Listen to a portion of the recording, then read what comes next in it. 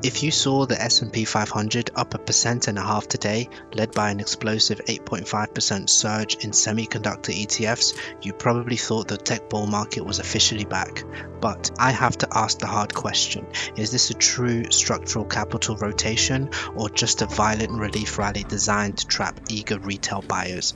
While sectors like financials and healthcare are actually setting up healthy structural breakouts, the tech sector is merely trying to claw its way out of a deep technical grave. Microsoft's massive earnings beat just threw the market a lifeline, but stick around, I'm going to show you exactly why today's tech bounce might be a dangerous fake out and how to spot the difference between a real trend and a short-term relief rally. I'll start off with just by looking at the XLF and XLV, which is financials and healthcare respectively. We've been tracking these ETFs for quite some time now, and while it looks like it seems to be recovering, we've had a drawdown of about 1.2% in financials. We've got a consolidation here that's taken almost 200 days, and a confirmed close here above the neckline, and it just seems to be testing the neckline here, so there is nothing here to worry about, and we've got a significant way to go until we get to the target. And XLV is a little bit further along in its journey, with it breaking above the neckline here and retesting it, and never fully closing below the Kijun, which tells me that there was strong institutional support right there. This isn't bearish just yet, and I think personally for me the line in the sand would be if we were to close below these levels again, as I don't like the fact that we've closed below this neckline here.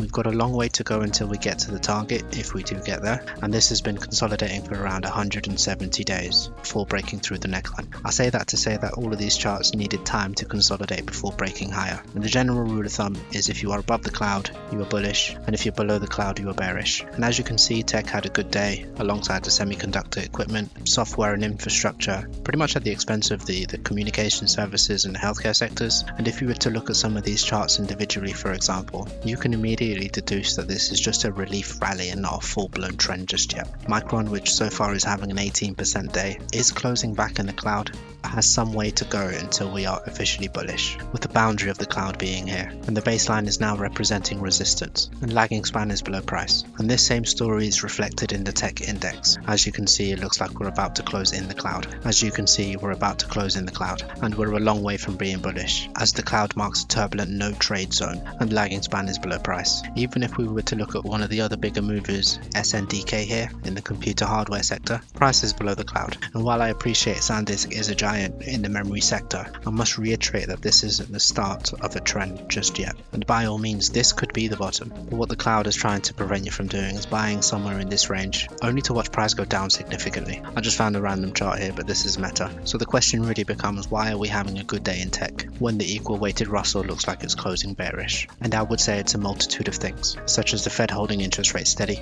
for now anyway, as 3 officials dissent in favor of a hike, as inflation remains elevated due to the increase in energy prices from the Middle East conflict, and they're still targeting the 2% inflation rate. Microsoft beating Q4 expectations as Azure revenue tops 100 billion, managing to climb around 8% in pre-market. But the big focus was actually on the CapEx, with Microsoft saying they've spent 41 billion on capital expenditures including leases, which is below the anticipated 42 billion. And 41 billion is an extremely large number, but with Google spending 195 and 205 billion, which sparked fear in the market, it's not that big in comparison. Microsoft also reported its fastest cloud unit growth in 4 years, sending semiconductors on an 8.5% rally and forcing Microsoft to gap up 16%, acting as a lifeline for the entire IT sector. However, when Microsoft dropped the earnings beat, institutional short sellers who were betting against chips were forced to buy back their shares rapidly to lock in their profits. This is a short squeeze and can create massive explosive green days that look amazing on a chart but often lack the fundamental institutional backing to sustain a long-term trend. And while the Microsoft earnings drove the market up, Meta had a horrible day closing at almost negative 8%, and they reported revenue jumps in 28%. And while they did lift the lower end of the capital expenditure outlook to 130 billion from 125 billion, which is far less than Google, investors are not happy that the free cash flow fell to 784 million from 8.55 billion a year earlier, representing a plummet of 91%. as you can see on this graph here. And charting the relative pair on the weekly, it looks as though Microsoft might be ready to outperform Meta. This isn't an indication of future performance, but here on the relative pair we can see that one tends to outperform the other regularly. In semiconductors, I know QCOM had a negative day, but this was also catalyst driven, with QCOM missing Q3 earnings estimates, with narrowing margins as product costs rise. Looking at the KOSPI index, it looks like we're in the range of the target, and we now have to figure out what it is that the chart will be doing from there.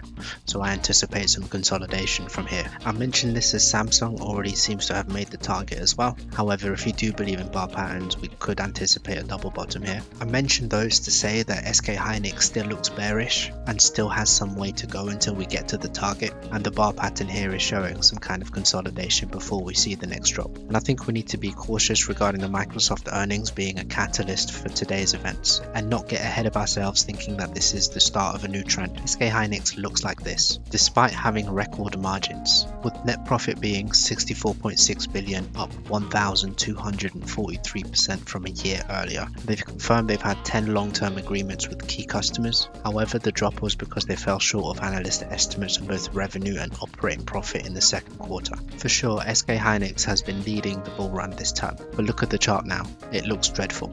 Completely below the cloud, prices below the cloud, lagging span is below the cloud is bearish, and we still haven't met the target. And this is one of the most important chip memory makers on the planet. This is the warning sign. If the global AI and memory chip demand story was completely back on track for a new bull run, we would expect to see companies like SK Hynix recovering alongside Nvidia and Micron. And Nvidia is below the cloud as well. And so the fact that major Asian components of the supply chain are still bleeding heavily suggests that today's US rally is isolated, sentiment driven, and highly vulnerable to rolling right back over. And really and truly for now, it seems that the chip narrative has weakened.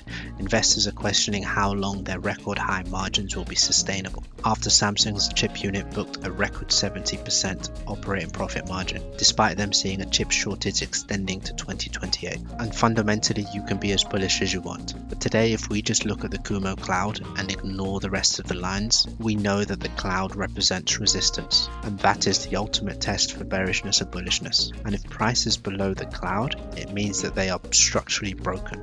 The cloud represents massive institutional overhead resistance. Now, I've covered these before, but this is the semiconductor index. This is Micron, just closing in the cloud. SanDisk is below the cloud, WDC is below the cloud, and so is DRAM. This is all despite today's surge. So what we have to imagine is that every retail trader who bought at the top last month is trapped up there in the cloud, just waiting for price to bounce so they can sell and get their money back. And therefore we cannot confirm this as a market rotation just yet, and it's only a relief rally. Like I said before, we could certainly see this turn into a rotation, but we cannot say for certain until these assets push past the key levels required and break back above the cloud.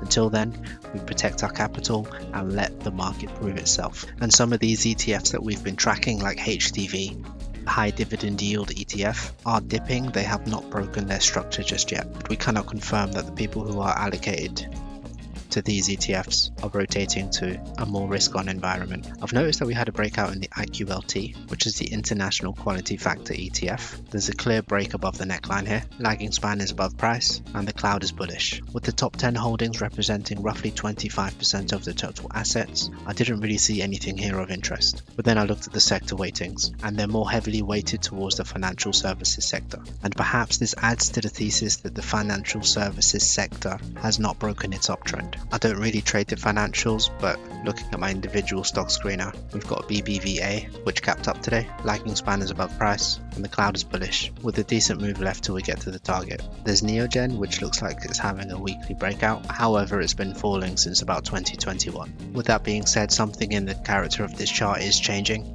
And we've had an over 20% candle today, just closing above this neckline here. Lagging span is above price, and the cloud is bullish, with a decent target in mind. However, as mentioned on Ring earlier in the week, it doesn't mean that you can anticipate another 20% the following day. On this particular day, we did have some follow through on Ring, with an 11% day. There's also a breakout in SBLK, which looks like it's in the process of building a giant base. However, we could anticipate for a decent move to take place here, as the target is about 17% away, and everything is bullish, with lagging span being above price and the cloud being bullish.